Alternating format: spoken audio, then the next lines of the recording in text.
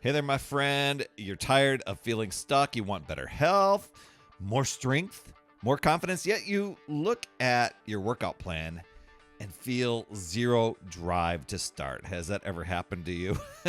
It's happened to me many, many times. The days get busy, your energy drops, and the plan that you set out to achieve, it slides into Tomorrowland. And that pattern, it because every time you delay, your brain's logging it, and it's like proof that you don't follow through, even though you talk a good game to yourself, right? And your confidence takes a hit over time, and just starting your workout becomes harder and harder. So today I'm going to walk you through how to move when motivation feels low so that your action stops waiting on the perfect mood. And hey, before we get into all this great stuff, if you want help setting up a simple exercise plan that really matches your current state of energy and your schedule so that you stop waiting for the perfect motivation, head over to talktoperry.com. I'll drop that in the lower third there if you're watching on YouTube. Together, we can pick a target that matters to you and really build routines that feel, legit, realistic in the middle of a crazy, busy life. That's over at talktoperry.com. Exactly how it sounds. TalkToperry.com. All right, motivation. I've talked a lot about motivation in this podcast, and usually I kind of wave it off like, oh my gosh, it's like trying to grab vapor, right, and hold on to it. But I'm currently finding myself in a state where I'm usually feeling driven to accomplish a few things. And something this past week, an event this past week, really threw me so far off track that I'm like struggling to get back into it. It's not with my exercise, so to speak, but this does mirror what I struggle with exercise for many years. Many people, they wait for energy or clarity or excitement before they act. That used to be me. I would drive home from a long day of work. I'd say, you know what, I'm going to get my workout done today, but man, I've got to sit down and just relax and unwind. And I could talk myself and convince myself that it was a long day. I'm tired. I deserve to kick back a little bit. I deserve to unwind. And I'll get motivated eventually at that time. And rarely did I ever get motivated. So the workout got pushed to the next day.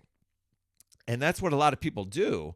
Most of the time, and this is what I discovered, waiting for motivation to happen so you could take action, it usually works the other way around, action before motivation. And I know that's kind of like oh man, it can feel deflating just hearing that.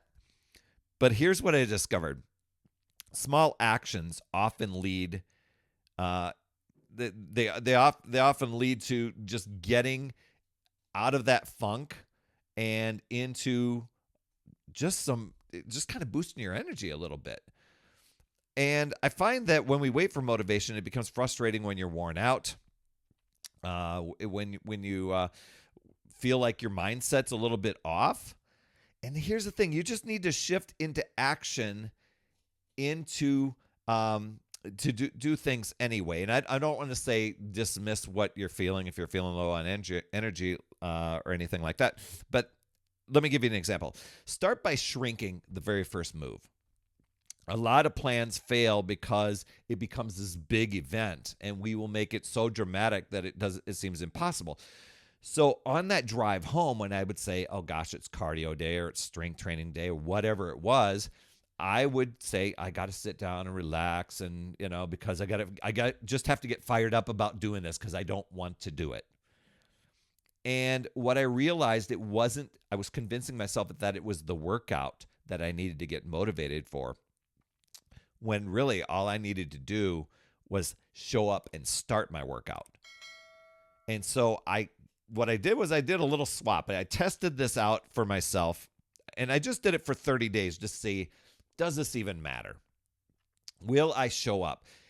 And I gave myself a little, what I told myself was, on that journey of the 30 days, really pay attention to how you're feeling, how it's going, because you may learn some things that you just want to keep going on. And that's what happened. I got rid of that sit down and wait, and wait for motivation time. And right when I got home after that long, busy day, I got my workout clothes on and started exercising. Now, I fought that mentally every single day as I'm driving home. I don't feel like it. I don't want to. I'm not motivated. But I gave myself this little mini contract with myself. I told myself, you know what? If you're not motivated, if you're not into it, you must commit to at least 15 minutes of that workout. At the end of 15 minutes, you can call it a day. And so that was kind of my non-negotiable. I know it sounds silly, right? But what that did for me was, as I got into those little actions and I got to my 15-minute mark, ready to quit, then I'm like, gosh, I only have 10, 15 more minutes to go. And so I kept going. But it was the small action, the small act of getting home, getting the workout clothes on, getting in the gym, and just starting. That was it. And I couldn't believe it was that simple to keep going. But for a lot of us, we go from like 0 workouts to this thinking that we've got to do an hour intense workout. And it really could feel like you're leaping across a huge canyon. So your brain sees this as a big gap. And it'll throw out every excuse possible. You'll call it reasoning or rationalizing, or say you got a to-do list, and you can convince yourself and tell yourself a good story. You know you can, right? But instead of demanding the perfect workout, commit to just getting ready and showing up and starting movement. As a matter of fact, I remember reading in, I think it was in Atomic Habits, or it was on his blog, James Clear's blog, but he was talking about a guy who was struggling with showing up and starting and doing any exercise at the gym. And so in his training with James Clear, James said, you know what, all I want you to do is just get dressed for working out and just go and show up at the gym, wait 2 minutes, and then go home. And the guy would do this a few days, and he was like, that's it. And so he started showing up, and they thought it was silly that he was at the gym just waiting, and then he would leave. So then he started to exercise. He just had to get into the habit before, actually worrying about the results or what the workout was going to be. So this could be putting on your shoes, changing your clothes. It could be filling your water tank, walking to the place where you exercise.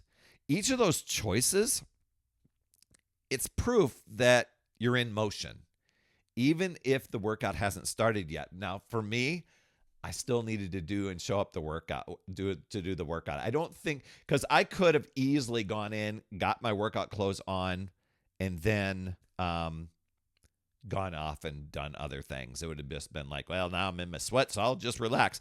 So for me, it was, I needed to just get in some action, whether it was doing the warm up, whether it was getting partway through the routine, but that was it. So give yourself a clear finish line for today. So many people have vague goals. I need to work out more. I need to lose weight. I need to tone up. Those don't pull you forward. It's when you define it clearly, have a clear edge to it, that's going to pull you. So it might be, I walk for 10 minutes. Mine was, I show up and exercise for 15 minutes. That's my non-negotiable. Now, I wasn't settling for 15 minutes. That was my get started going routine, my non-negotiable. You could even say, I do one round of these exercises every day. It's just getting into that habit. So once you hit that target, you could say, I'm done. And there were about 4 or 5 times I got to the 15-minute mark and I was done. But often you'll choose to keep going, but knowing that you've just crossed the finish line with your small little action. It lowers the resistance in a really, really big way. Your energy, it deserves the same attention. I mean, if you've got a low energy day, a full strength session, it might seem totally impossible. I know that would happen to me over and over, especially after an hour commute. And I knew that I was running a German Shepherd rescue. I had my own home business. I was a full-time teacher, our commute back and forth. So I could convince myself that my to-do list was way too big, and putting on a huge workout was even just seemed impossible. And if my energy was low, well, forget it. But you can act without forcing huge effort. Shorter sessions, easier movements, just fewer sets. It keeps your identity of being the person who shows up. See, the goal is to stay in the game, even when you're not feeling like a superstar, even when life is chaotic. So many of us, we put the energy towards the obstacle, towards the situation, not the solution. If we just put it to the solution of, I just need to show up and act and get out of the self-talk stuff. Speaking of that, I mean, that often decides what's going to happen before your body moves. And many people, they defeat themselves. They make things sound so true. Oh, I'm way too behind. I'm way too busy. Something in life always shows up. One more day off won't hurt. And we can back that up with proof around us, right? I keep pointing around my room, but those sentences, they drain your drive before you even stand up. And you don't need that fake hype. You just need language that just opens the door and just tells you going forward. So maybe short phrases like, today I can start with 10 minutes. Today I can start with 15 minutes. I only need to begin. I'm practicing showing up. I know it sounds a little bit silly, but if showing up has been an issue for you, that's what you want to do. I'm practicing showing up and getting started. You know, that was the big thing. What's thrown me off this past week, you may have heard a couple episodes ago, we just had to put our dear senior cat to sleep, and it was just like, oh my gosh. While we were sad, we didn't realize the weight and the heaviness that just continues to linger. And I'm sitting there today. I had the whole afternoon to get some projects done. I mean, my calendar cleared up. It cleared up for literally this whole week. And I just could not get the motivation or the drive to do things. So I needed to apply just some small actions. And those things have added up in a big way. Getting this podcast done was a big one. So, you know what? Instead of feeling ready, it's just, hey, what's my next clear path that I can take forward? Because as this approach becomes more normal for you, this thing called motivation it starts to look different. You're no longer looking for this rare burst of inspiration or action that you're going to do. It's just something that you create through action, through those small, clear choices, and giving yourself some honest, radically honest self-talk, not really defeating yourself and trying to convince yourself that you're off. So many of us, we've gotten so good at that we need to just step back with awareness and go, that's not me. That's not who I even aspire to be. Let's change that, right? So when you see yourself as someone who can move even on low energy days, the heaviness around that action, it really starts to fade. And you still have full weeks ahead, that you could be busy and really having some crazy wild schedules. There'll be tired mornings, and you'll have proof that you can begin anyway. And just that shift, it brings your goals back within reach and turns that motivation into a skill that you can trust. It's not a mood that you chase. You've got this, my friend. I'd love to hear your top takeaway from today. You could drop those down in the comments. I promise I'll reply. You absolutely rock, my friend. And as always, remember, it's never too late. We'll see you next week. That's another Power Blast podcast in the books. Thanks so much for tuning in. And remember, when you are ready to recharge your battery, make sure you go to talktoperry.com. That's talktoperry.com. That's Perry. And I want to listen. I want to hear, what's going on. I want to help you in that 15-minute call to recharge your battery and reclaim your power so that you're off and running and creating massive momentum toward your dream. Also, every day, I am delivering more motivation, support, tips, and strategies inside my free community with amazing people like yourself. And we are conquering the mindset and the fitness. I do 52 weeks of free training in there. Plus, I coach and I mentor people, as well as give you access to tons of resources and guides. It's called my Upside Down Fitness community because we work on a lot of mindset stuff, the inside stuff, and we're a fun group of people striving to make healthier habits in this awesome chapter of life. So make sure you get in there. I promise you'll absolutely love it. Just head over to UpsideDownFit.com and you can get into the group. And hey, you would be an awesome friend if you get over to iTunes or wherever you listen to your podcast and leave an honest rating and review for the Power Blast podcast. It helps awesome people like you find the show even faster, and that's who I'm looking for, awesome people like you. That's all I have for this week, my friend, and just to let you know, you absolutely rock. That's all I have for this week. I'll see you on the next Power Blast podcast, and always remember, it's never too late. We'll see you next week.